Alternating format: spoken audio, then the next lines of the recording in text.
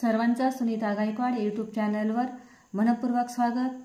तर बालमित्रांनो, आज आपण बुद्धिमापन चाचणी म्हणजेच बुद्धिमत्ता या विषयातील वर्गीकरण हा घटक दुसरा पाहणार आहोत।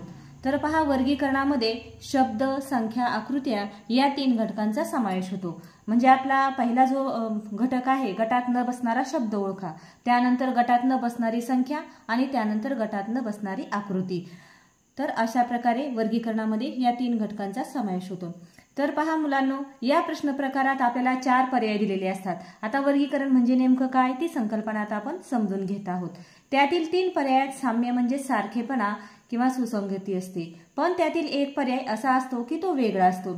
तर पहा, या प्रश्न प्रकारामध्ये आपल्याला 4 पर्याय दिलेले असतात आणि त्या 4 पर्यायापैकी एक पर्याय हा वेगळा असतो आणि 3 पर्याय मात्र कुठल्या ना कुठल्या गोष्टीवरून सारखे असतात किंवा त्यांच्यामध्ये सुसंगती असते। परंतु एक पर्याय असा असतो की तो त्यांच्या गटामध्ये मोडू शकत नाही, तो कुठल्या तरी बाबीने वेगळा असतो। तर आता पुढे पहा, असा प्रश्न प्रकार सोडवताना विद्यार्थ्यांनी बारकाईने निरीक्षण व विश्लेषण करून वेगळा पर्याय शोधायचा आहे। तर अशा वर्गीकरणाचे प्रश्न सोडवताना आपल्याला अतिशय सोपे वाटतात, परंतु त्यामध्ये खूप असं किचकटही काही प्रश्न असतात।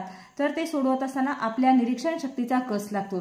आपलं निरीक्षण कसं असलं पाहिजे, एकदम बारकाईने सूक्ष्म निरीक्षण असलं पाहिजे आणि त्याचं विश्लेषण म्हणजे त्याचं आपल्याला स्पष्टीकरण सुद्धा सांगता आलं पाहिजे आणि म्हणजेच बारकाईने निरीक्षण आणि विश्लेषण करून आपल्याला वेगळा पर्याय शोधायचा आहे। आता आपण पाहणार आहोत गटात न बसणारा शब्द। आता वर्गीकरणामधली आपली पहिली कन्सेप्ट आहे गटात न बसणारा शब्द। तर या प्रश्न प्रकारामध्ये आपल्याला 4 शब्द दिलेले असतात, म्हणजे 4 पर्याय दिलेले असतात आणि त्यापैकी वेगळा शब्द आपल्याला शोधायचा असतो। तर पहा, या प्रकारचे प्रश्न सोडवण्यासाठी आपल्याला प्राणी, पक्षी, पदार्थ, झाडे, फुले, फळे, ग्रह अशा अनेक गोष्टींचा समावेश असतो। महिने असतील, आठवड्यातील वारांची नावे असतील किंवा आपल्या व्याकरणातील काही घटक असतील, शब्दसंपत्तीवरील भाग असेल, या सगळ्या गोष्टींचा आपल्याला अभ्यास असणं म्हणजे त्यांची माहिती असणं अत्यंत गरजेचे आहे। किंवा आपल्या अवतीभोवतीच्या ज्या वेगवेगळ्या घटना घडत असतात त्यांची सुद्धा आपल्याला माहिती असावी लागते। तर या प्रश्न प्रकाराचा हेतू काय आहे बरं? तर या प्रश्न प्रकाराचा हेतू हाच आहे की निरीक्षण शक्तीला वाव देणे। तर मुलांच्या अंगी जी निरीक्षण शक्ती असते तिला वाव देणे म्हणजेच आपल्याला बारकाईने निरीक्षण करता आलं पाहिजे आणि त्यावरून प्रश्न सोडवता आले पाहिजेत। ज्यांची निरीक्षण शक्ती चांगली असते त्या मुलांचं ज्ञान, आकलन, उपयोजन आणि कौशल्य ह्या 4ही क्षमता व्यवस्थित असतात। तर यासाठी आपल्याला व्याकरणातील घटक, समानार्थी, विरुद्धार्थी शब्द, समान गुणधर्म असणारे शब्द इत्यादी घटकांचा समावेश असतो। आता म्हणजे यामध्ये ज्या गोष्टी सांगितलेल्या आहेत या व्यतिरिक्तही आणखीन काही गोष्टी येऊ शकतात। आपल्याला त्या ठिकाणी आपण बारकाईने निरीक्षण करून त्यातील वेगळा पर्याय, वेगळा शब्द शोधायचा आहे।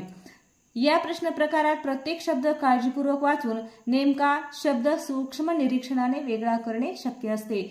तर अशा प्रकारचे प्रश्न सोडवत असताना आपण प्रश्न काय करायचा आहे, एकदम काळजीपूर्वक वाचायचा आहे आणि त्याच्यामध्ये सूक्ष्म म्हणजे एकदम बारकाईनं निरीक्षण करून वेगळा शब्द आपल्याला शोधणं शक्य होतं।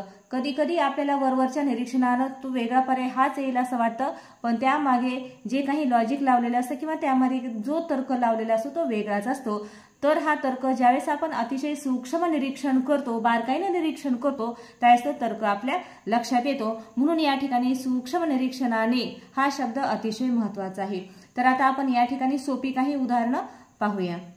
तर पहा, या ठिकाणी दिलेला आहे आंबा, केळी, गुलाब आणि चिकू असे 4 पर्याय तुम्हाला या ठिकाणी दिलेले आहेत, म्हणजे 4 शब्द दिलेले आहेत।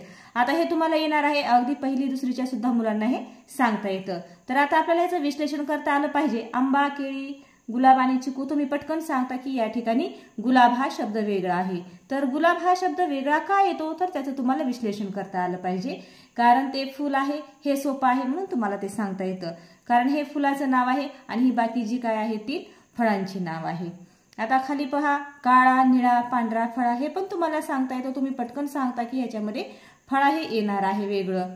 तर पहा, ही काय आहे, 3ही रंगांची नावं आहेत। आता काही काही वेळेला तुम्हाला गुणधर्मांची नावं असतात, व्यक्तीच्या अंगामधले जे काही गुण असतात त्यांची नावं असतात, अशा अनेक काही वेगवेगळ्या गोष्टी असतात। त्याच्यामध्ये तुम्हाला त्याच्यावरून एकदम असं विश्लेषण करून तो वेगळा शब्द तुम्हाला शोधता आला पाहिजे। तर आपण काय करूया, आता काही उदाहरणांचा सराव करूया।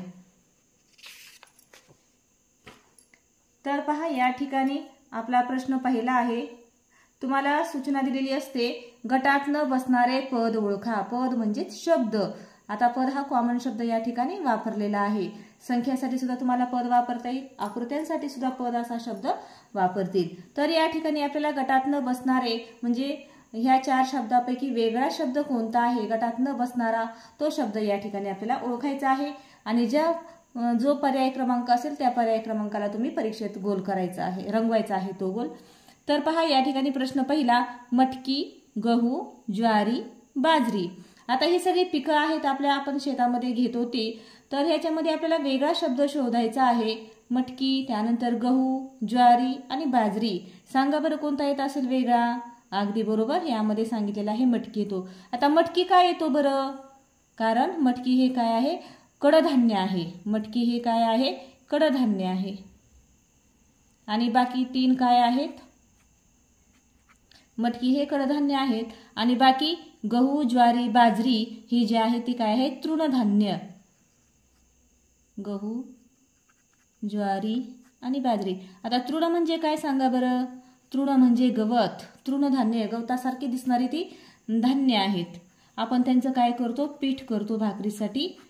ही तृणधान्य झाली. आणि मटकी जी आहे हे कडधान्य आहे, म्हणजे याची आपण डाळ करतो किंवा तिला मोड आणून खातो. म्हणजेच मटकी हा काय येणार आहे? पर्याय वेगळा येणार आहे. आता तुम्हाला याचं विश्लेषण काय येणार आहे? मटकी हे कडधान्य आहे, गहू, ज्वारी, बाजरी ही 3 काय आहेत? तृणधान्य आहेत. तर अशा पद्धतीनं. आता प्रश्न दुसरा पहा, आंबट, तिखट, कडू, गोड. आता आपण म्हणाल याच्यामध्ये वेगळा कसा येईल बरं? तुम्ही म्हणताल लगेच कडू येईल वेगळं, कारण आंबट, तिखट, गोड हे आपल्याला पटपट लक्षात येतं. तुम्ही म्हणाल कडू येईल, पण हे असं होणार नाही. कारण या ठिकाणी आंबट, कडू आणि गोड ह्या 3 काय आहेत? चवी आहेत. चवींचे जे प्रकार आहेत त्यामध्ये आंबट, गोड आणि कडू यांचा समावेश होतो. तिखट ही चव येत नाही, त्यामुळे आपलं उत्तर येणार आहे पर्याय क्रमांक 2. तर पहा बरं, अशा पद्धतीने आहे. आपण कडूला गोल केला असतं, परंतु तो पर्याय येणार नाही. आपला पर्याय क्रमांक येणार आहे 2, कारण आंबट, कडू, गोड ह्या 3 पण काय आहेत? चवी आहेत. आता त्यानंतर प्रश्न तिसरा पहा, हर्ष, तोष, वर्ष, प्रमोद. आता या ठिकाणी जर तुम्हाला समानार्थी शब्द पाठ असतील किंवा जर तुम्ही ते वाचले असतील तर तुमच्या हा प्रश्न पटकन लक्षात येईल. कारण या ठिकाणी आनंद या शब्दाचे सगळे समानार्थी शब्द दिलेले आहेत. कोणकोणते आहेत? आनंद या शब्दाचे समानार्थी शब्द.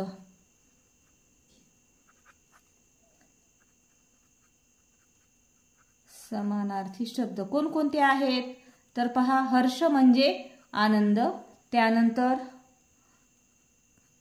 तोष आणि प्रमोद. तर अशा पद्धतीने काय आहेत? हे सारे आनंद या शब्दाचे ते काय आहेत? सगळे समानार्थी शब्द आहेत. म्हणून यामध्ये येणार आहे पर्याय क्रमांक 3 हा वेगळा आहे, वर्ष. आता प्रश्न चौथा पहा, झेंडा, तिरंगा, ध्वज आणि निशान. आता याच्यामध्ये वेगळा कोणता येईल सांगा बरं? आता या ठिकाणी सुद्धा समानार्थी शब्द आहेत झेंडा या शब्दाचे. तुम्ही म्हणाल काही मुलं चुकतात, तिरंगा सुद्धा ह्याच्यामध्ये वेगळा येईल असं त्यांना वाटत नाही, ते चुकतात आणि दुसराच कुठला तरी लिहून टाकतात. तर या ठिकाणी झेंडा, ध्वज आणि निशान हे 3 पण समानार्थी शब्द आहेत. तिरंगा हे काय आहे? आपल्या राष्ट्रीय ध्वजाचं नाव आहे. आता तिरंगा असेल, भगवा असेल, हिरवा असेल असे वेगवेगळे आपले ध्वज आहेत आपल्या इकडं. तर तिरंगा हे काय आहे? ध्वजाचं नाव आहे. तर झेंडा, ध्वज आणि निशान हे 3 काय आहेत? समानार्थी शब्द आहेत.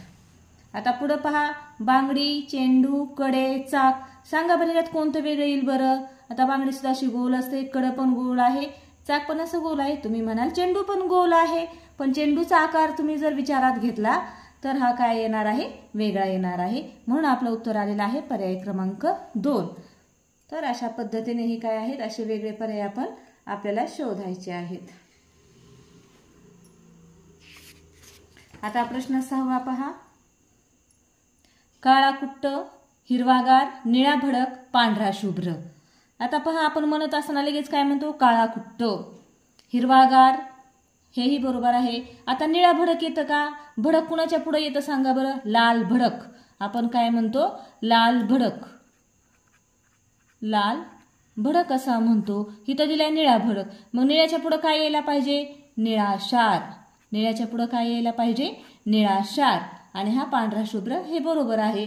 म्हणून आपला पर्याय कोणता येणार आहे? वेगळा. इथं लाल भडक असायला पाहिजे तर निळा भडक दिलेला आहे, किंवा इथं निळा शार असायला पाहिजे होते तर त्यांनी भडक दिलेला आहे. म्हणजे वेगळा पर्याय आहे पर्याय क्रमांक 3. आता पुढचा पहा प्रश्न 7वा. शांत, दयाळू, प्रामाणिक, संतोष. आता पहा हे तिन्ही पण शब्द काय आहेत? माणसाच्या अंगी असणारे जे गुण आहे त्याचा जो स्वभाव आहे, शांत स्वभावाचा, दयाळू आहे तो म्हणजे प्रेमळ आहे, प्रामाणिक आहे म्हणजे खरं बोलतो, इमानदार आहे अशा पद्धतीने. आणि संतोष म्हणजे काय रे? समानार्थी शब्द तुम्हाला माहिती आहे का? संतोष म्हणजे आनंद. म्हणून आपला शब्द कोणता येईल? वेगळा. अगदी बरोबर पर्याय क्रमांक 4. आता पुढचा प्रश्न पहा 8वा. शरद, ग्रीष्म, शिशिर, मृग. तर पहा याच्यामध्ये कोणता येईल बरं वेगळा? आता तुम्हाला जर पोट ऋतूंची नावं जर माहिती असेल, मुख्य ऋतू 3 आहे ते तुम्हाला माहित आहेत, उन्हाळा, पावसाळा, हिवाळा. तर तसेच आपल्या इकडं पोट ऋतू सुद्धा आहेत. तर ही शरद, ग्रीष्म, शिशिर ही काय आहे? सगळी पोट ऋतूंची नाव आहेत. मृग हे वेगळं आहे. मृग म्हणजे हरिण. म्हणून आपला पर्याय क्रमांक 4 आलेला आहे. आता पुढचा प्रश्न पहा. पाटी, पेन, पेन्सिल आणि लेखनी. आता याच्यामध्ये वेगळा कोणता येईल सांगा बरं?